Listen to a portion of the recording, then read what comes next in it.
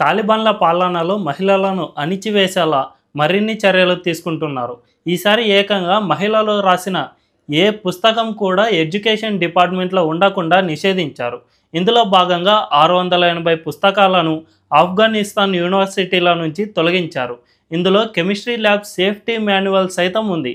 అంటే ల్యాబ్ను సేఫ్టీగా ఎలా మెయింటైన్ చేయాలన్న దానిపై కొన్ని సూచనలు చేస్తూ రాసిన బుక్కును కూడా మహిళ రాసింది కాబట్టి దాన్ని అంగీకరించలేదన్నమాట.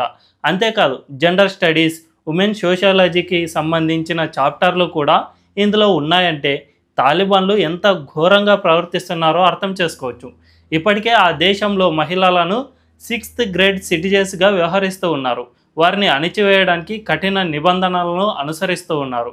మరి మన దేశంలో చాలామంది మత రాజ్యాలు కావాలని కోరుకుంటున్నారు. అలాంటి వారు ఒక్కసారి ఆఫ్ఘనిస్తాన్ పరిస్థితి తమ వద్ద వస్తే ఎలా ఉంటుందో ఊహించుకుంటే బాగుంటుందేమో మరి.